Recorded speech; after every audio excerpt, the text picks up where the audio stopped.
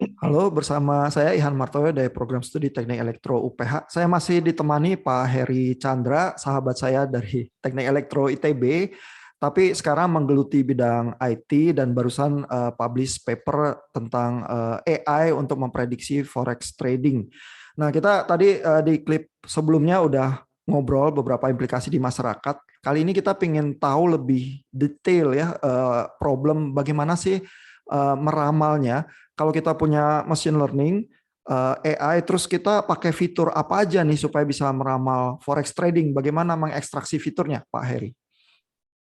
Ya, eee, waktu kita, awali project ini kita, lihat-lihat tuh di Python kan banyak library yang untuk generate, technical indicators ya. Jadi kita kalau trading itu ada signal namanya OHLCV, Open, High, Low, Close, Volume. Dari situ kita masukin ke library Python ini, saya pakai waktu itu Vinta kalau nggak salah. Jadi kita masukin ke Vinta itu kita bisa generate puluhan atau ratusan indikator. Nah, tapi kan kita lihat, waduh agak terlalu banyak nih indikatornya ya, mana. Jadi kita baca-baca aja paper-paper dari yang dulu, kita lihat mana yang kira-kira, technical indicator mana yang kuat gitu loh. Nah, dari situ kita pilih-pilih sesuai dengan paper-paper yang sebelumnya, ya terus kita masukin ke model itu, ya kan. Heeh. Jadi ya, kalau orang yang biasa trading seringlah dengar kayak moving average ya, moving average pun ada banyak, ada simple moving average, ada weighted moving average ya kan. Terus ada exponential moving average, ada yang technical yang kayak indikator-indikator yang untuk contrarian kayak seperti RSI ya kan, osilator gitu-gitu. Itu juga kita masukin ya, Bollinger Bands gitu kan. Ya, itu contoh-contohnya. Iya. Berarti technical indicators itu mendeteksi pergerakan ya selama berapa periode waktu yang sebelumnya ya. Kalau moving average sih agak mudah dimengerti ya, itu rata-rata dari satu jangka waktu tertentu. Tapi yang lain-lain itu agak spesifik tuh ya. Misalnya osilator atau apa itu sebenarnya apa sih yang dilihat Pak Heri? Iya, dia agak kayak semacam RSI gitu ya. Hmm. Itu udah umum dipakai oleh trader. Jadi kalau dia udah tinggi gitu ya, kalau nggak salah levelnya 70, itu kayak semacam indikator bahwa dia itu udah overbought gitu. Kalau udah overbought tuh, biasanya dari 70 itu dia turun gitu. Itu waktunya yang tepat untuk sell. Ya, untuk orang-orang yang contrarian itu biasanya pakai itu. Dan sebaliknya kalau dia itu udah di level yang rendah gitu ya, kalau nggak salah 30-an gitu, itu kayak indikator dia itu udah oversold. Hmm. Jadi, waktu itu, yang cukup bagus untuk buy karena, apa namanya, harganya udah rendah dan kemungkinan untuk membaliknya itu besar gitu. Jadi, seperti itu Pak Ihan, ya, Oh, oke. contohnya. Berarti kalau mau jadi trader terus kita nggak berpengalaman baca paper-paper itu bisa juga apa memahami oh kalau trader itu begitu ya kalau udah naik terlalu tinggi bentar lagi bakal jatuh jadi harus jual gitu ya. Ya banyak itu yang apa namanya, menganut contrarian ya, heeh. Oh, tapi Dan itu paham ya. Jadi ada juga yang nggak menganut gitu ya Pak Heri ya. ya, ada beberapa paham juga, ada yang kalau, di trading itu, eee, kan ada, technical traders, ada yang fundamental gitu ya. Kalau technical Hmm. traders itu dia berdasarkan charting kan, Hmm. apa, dia lihat-lihat kayak yang tadi technical indicators itu. Hmm. Eee, Kayak apa namanya, jadi dia nggak terlalu perhatiin fundamental news. Tapi kebanyakan sih trader sekarang udah gabungan lah, maksudnya Hmm. dia nggak murni gitu, udah dicampur-campur karena kayak misalnya forex gitu selalu, itu di website forex itu kan ada, news-news mana yang, eee, fundamental news mana yang berpengaruh ke pair-pair currency tertentu. Misalnya, ya, oh ini, news ini pasti berpengaruh nih ke euro atau ke Australian dollar gitu-gitu. Hmm. Hmm. Ya, kayak satu contoh yang terkenal itu kan NFP ya, non farm payroll. Itu pengaruhnya itu sangat besar ke pair-pair yang ada US dollarnya karena non farm payroll itu menggambarkan situasi ekonominya di US gitu. Ya, Hmm. kalau payroll-nya naik berarti oh ekonomi bagus, non farm payroll-nya turun oh berarti kerjaan pada ini nih banyak yang layoff gitu-gitu kan. Ya, Hmm. itu pengaruhnya besar, pergerakannya itu sangat volatile waktu di NFP itu. Dan banyak orang yang kalau pemain-pemain kecil mungkin menghindari, ya kan, supaya nggak keseret gitu. Kalau Hmm. semua keseret, modalnya bisa habis waktu event itu. Gitu. Hmm. Nah, untuk modelin machine learning-nya Pak Heri sendiri, apa pakai fundamentals atau semuanya technical indicators ya? Yang ini kita coba semua technical indicators. Nah, banyak juga beberapa orang yang menganut bahwa technical indicators itu sebetulnya sudah ada intrinsik di dalamnya, itu ada fundamentalnya juga. Kayak Hmm. semacam orang yang kontrarian tadi punya paham bahwa kalau sudah over sold atau overbought gitu, itu ada news sedikit yang men-trigger itu bisa ngebalik gitu loh. Jadi banyak yang technical indicator pun apa namanya di dalamnya itu biasanya sudah tersirat ada fundamentalnya juga ya. Hmm. Seperti technical indicator yang kayak semacam teknik sederhana lah, support dan resistance gitu. Itu tuh sebetulnya kayak semacam apa ya, psikologis. Oh, kalau udah support gini mau di bawahnya gitu kayaknya agak susah gitu. Ya kan, karena ini Hmm. kayak support yang besar. Nah, kebetulan kalau pas naik juga ini ada garis resistance yang kuat gitu. Kalau mau naik di sini tuh agak susah. Jadi orang bisa pilih waktu sudah naik di sini kemungkinan lebih enak untuk sell gitu. Ya. Oh, oke, oke, oke. Tapi itu kembali paham ya bahwa memang fenomena yang diamati lewat technical indicators itu ada kaitannya terhadap esensi apa mekanika Fundamental. ekonominya ya. Tapi itu kembali paham ya. Ya, betul. Ya. Nah, kalau kita lihat lagi ya ini di papernya, ini kan memang mencoba di dalam proyeknya berbagai teknik AI ya, ada reinforcement learning, deep learning yang pakai LSTM, ada yang pakai genetic algorithm.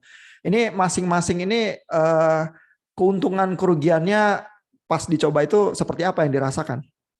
Ya.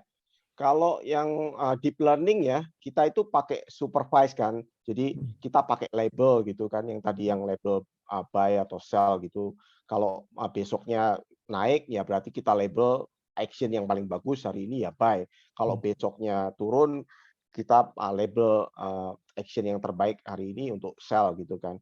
Uh, Keuntungannya deep learning itu ini, jadi kalau kita pakai juga ada teknik yang konvolusi gitu ya.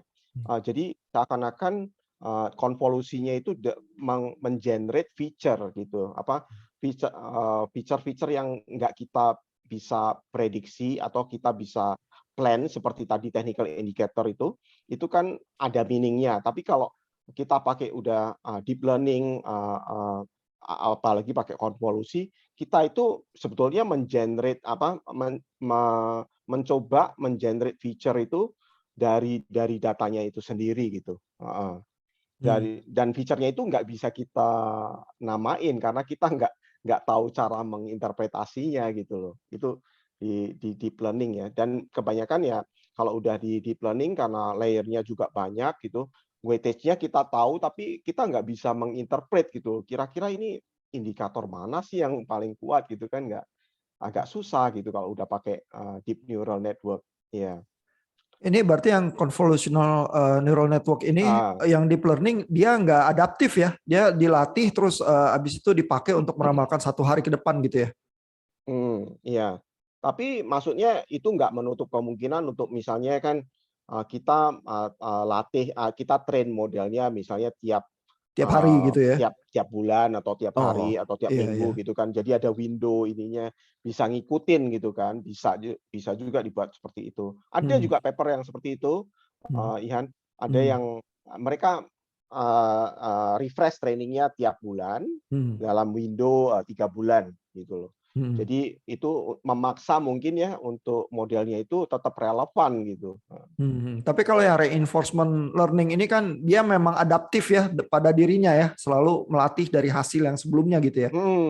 Jadi reinforcement learning itu agak menarik tuh. Maksudnya dia kan bukan supervised atau unsupervised gitu. Dia itu belajar dari action yang dia ambil, Hmm, dia interpretasikan value-nya dan value-nya itu akan mengubah ke policy-nya di dalam neural network-nya. Policy itu policy itu sederhananya begini. Dalam policy itu dia ngomong kalau kamu berada dalam state ini, action mana yang paling menguntungkan gitu kan. Tapi Jadi berarti dia nggak di labeling dari luar ya? kita pakai reward function kalau di apa namanya reinforcement learning itu. Jadi kita kan tahu kalau kita take action ini, terus kita kebetulan benar gitu ya, kita kasih reward gitu modelnya itu. Jadi tahu kalau ini aku benar nih gitu. Ya. Kalau ini aku salah itu ada penaltinya. Jadi reward function-nya dikurangin gitu. Nah, salah benarnya lihatnya dari keuntungannya ya, atau Ya, dari betul, drawdown, dari keuntungan ya. Dari keuntungan. Itu terserah kita, Pak Ian. Jadi mana yang kita mau kasih weightage yang gede nih. Kalau dari sisi profitability doang ya kita kasih reward function-nya yang gede untuk profitability, ya kan? Atau bisa juga gabungan, ya kan? Terserah kita yang ngatur gitu loh. Maksudnya reward function-nya itu bisa di custom sesuai dengan keinginan kita. Kalau kita ingin saya mau pingin gabungan antara profitability sama drawdown gitu. Bisa juga kita kombinasikan kan, dikasih aja weightage misalnya profitability 70%, drawdown-nya dikasih 30%, bisa juga seperti itu. Nah, yang dipakai oleh Pak Heri di machine learning-nya ini yang seperti apa? Ya, yang kalau saya yang simple, yang reinforcement learning yang berdasarkan profit ya. Berdasarkan profit. Tapi saya coba beberapa metode di situ. Ada yang ada 3 metode reinforcement learning itu. Jadi deep Q network, ada actor critic, ada PPO proximal policy optimization gitu. Ya. Itu dari akurasi sih mirip-mirip ya. Ya. Nggak terlalu bagus sih, cuman maksudnya secara ini menarik karena RL ini cukup baru ya, banyak yang pengembangan tapi banyak yang diaplikasikan ke game sih, tapi saya lihat mungkin ke depannya ke arah trading bisa juga banyak dipakai. Nah ini kan kita lihat ada perbandingan akurasi cukup interesting juga, yang convolutional kelihatannya rata-rata lebih tinggi sekitar 2-3% daripada yang reinforcement learning. Berarti kemungkinan dia keuntungannya muncul ya memang dari proses convolutionalnya itu ya, menghasilkan fitur-fitur itu ya. Iya, betul. Nah kalau yang genetic algorithm bisa lebih tinggi lagi daripada yang lain semua, itu kira-kira kenapa ya Pak Heri? Ya itu karena kita apply genetic algorithm itu dari satu technical trading yang udah well known gitu ya. Jadi kita pakai pullback strategy. Tapi dari apa yang genetic algorithm itu perannya itu untuk menentukan, misalnya kita pakai moving average ya. Moving average kan bisa 30 hari, 40 hari, 50 hari. Nah, ini genetic algorithm itu kita pakai untuk menentukan moving average mana nih yang paling bagus, paling menguntungkan gitu. Nah, dari situ kita apply ya kan. Berarti bisa dibilang genetic algoritmnya itu memilih fitur mana ya yang efeknya besar gitu ya. Betul, ya. Oke. Menarik sekali ini diskusinya, semoga memperdalam kita ya pemahaman pemakaian dan untung ruginya dari berbagai teknik machine learning yang available ya dalam kasus ini untuk forex trading. Terima kasih Pak Heri Chandra, kita ketemu lagi di obrolan yang lain. Terima kasih Pak Ihan untuk waktu dan kesempatannya.